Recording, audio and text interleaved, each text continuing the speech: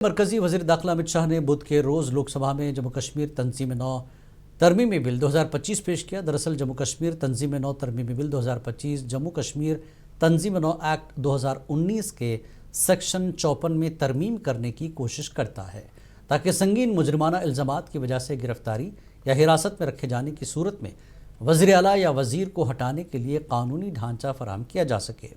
हुकूमत ने आइन 123वीं तरमीम बिल 2025 भी मुतारफ़ कराया। गवर्नमेंट ऑफ यूनियन टेरिटरीज़ तरमीमी बिल 2025 और जम्मू कश्मीर की तंजीम नौ तरमीमी बिल 2025 जिसे अब पार्लियामेंट की मुश्तरका कमेटी के पास भेज दिया गया है। इन बिलों की पेशी के दौरान लोकसभा में हंगामा आराई देखने में आई क्योंकि अपोजिशन के कई अरकान पार्लियामेंट ने ज़बरदस्त नारेबाजी के दरमियान बिलों की मुखालफत की। उनका कहना था कि यह हुकूमत पुलिस स्टेट बनाने पर तुली हुई है। ये मुंतखब हुकूमतों के ताबूत में आखिरी कील साबित होगी। ये बिल आइन के बुनियादी ढांचे के लिए तबाहकुन है।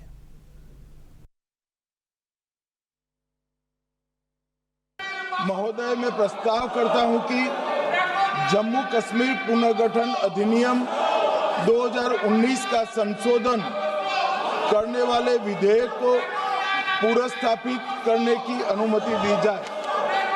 महोदय, मैं प्रस्ताव करता हूं कि संघ राज्य क्षेत्र शासन अधिनियम 1963 का संशोधन करने वाले विधेयक को पुनर्स्थापित करने की मंजूरी दी जाए।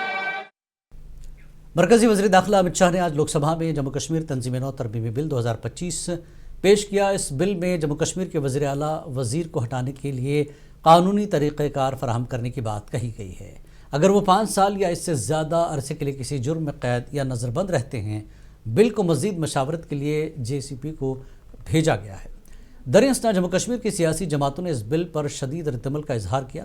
नेशनल कॉन्फ्रेंस ने इस बिल को गैर जमहूरी करार दिया, जबकि PDP का कहना है कि ये बिल BJP को अपने सियासी एजेंडे को पूरा करने का इख्तियार देगा।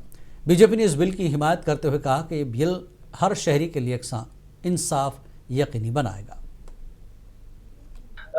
मुझे लगता है कि ये डेमोक्रेसी को मजबूत करने के बजाय उसको कमज़ोर करने के लिए लाई जा रही हैं और जो ड्रैकोनियन मेजर्स इसमें लाए गए हैं, मुझे लगता है सरासर जो अपोजिशन स्टेट्स है उनके CMs को रेन इन करने की कोशिश की जाएगी।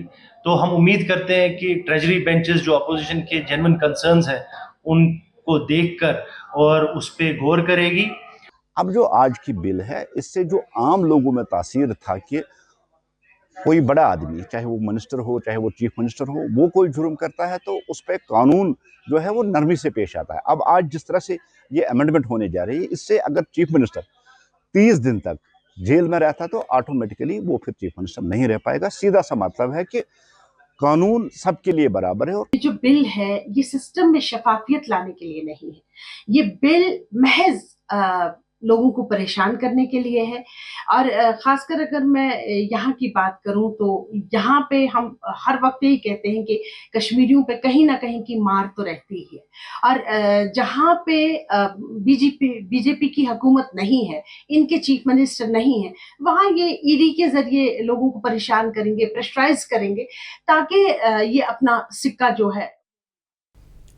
कांग्रेस के सदर तारिक हमीद क़रा ने रीऑर्गेनाइजेशन तरमीमी बिल को सख्त तनकीद का निशाना बनाते हुए कहा कि ये इक़दामात जमहूरी इदारों को मजबूत करने के बजाय सियासतदानों पर नकेल कसने की कोशिश की जा रही है।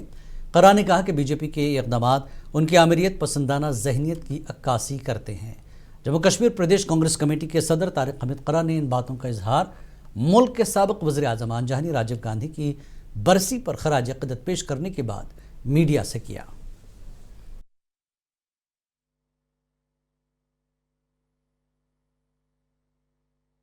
जम्मू कश्मीर के लिए एक अलग बिल पास किया गया था, इसलिए जम्मू कश्मीर के नाम से वो अमेंडमेंट भी अलग से सामने आएगी, जिसका हम यहाँ पे कल से अफवाहों के बाजार गर्म होने का एक तमाशा देख रहे हैं। होना तो ये चाहिए था, बजाय अपना अथॉरिटेरियन कैरेक्टर वो दुनिया के सामने एक्सपोज करें। यहाँ जम्मू कश्मीर में बीजेपी के सीनियर रहनुमा और वाइस प्रेसिडेंट सूफी यूसुफ ने पार्लियामेंट में पेश किए गए रीऑर्गेनाइजेशन तरमीमी बिल की हिमायत करते हुए कहा कि यह बिल मुल्क के जमहूरी निज़ाम को मजबूत बनाने वाला है। उनका कहना था कि ऐसे अवामी नुमाइंदे जिन पर कत्ल, रेप या दीगर संगीन मुकदमात हैं और जो सज़ा याफ्ता हैं, उन्हें किसी भी अवामी या आइनी ओहदे पर फायज रहने का कोई हक नहीं होना चाहिए। पार्लियामेंट जब कोई फैसला बनाता है, कोई कानून बनाता है, वो देशवासियों के लिए ठीक होता है। मैं कहना चाहूंगा कि अगर ये बिल आज पास हुई है तो ये अच्छी बात है, क्योंकि बहुत सारे ऐसे नेता हमारे देश में हैं जिनके ऊपर हजारों एफआईआर लाज है और कहीं उनके कत्ल केस भी है, कहीं उनका जो है रेप केसेस भी है। तो उसको फिर मिनिस्टर रहने या कहीं एमएलए रहने का कोई अधिकार नहीं है। इसमें चाहे सीएम हो, चाहे पीएम हो, चाहे कोई भी हो। अगर कांग्रेस के state general secretary advocate Muzammil ने रीऑर्गेनाइजेशन तरमीमी बिल पर शदीद तनकीद का इजहार करते हुए इसे जमहूरियत पर हमला करार दिया। उनका कहना है कि इस बिल के जरिए मरकज़ को यह इख्तियार दिया जा रहा है कि वह सिर्फ 30 दिन के अंदर वज़ीर आला या वज़ीर आज़म जैसे अवामी नुमाइंदों को सीरियस चार्जेस की बुनियाद पर गिरफ्तार कर सके।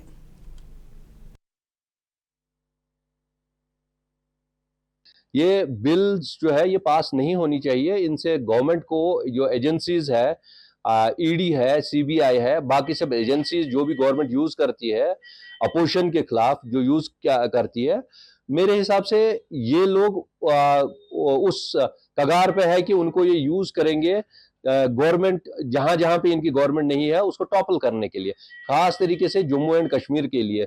मेरे हिसाब से ये इसीलिए ये अमेंडमेंट्स कर रहे हैं कि जम्मू कश्मीर में ये कुछ बड़ा कर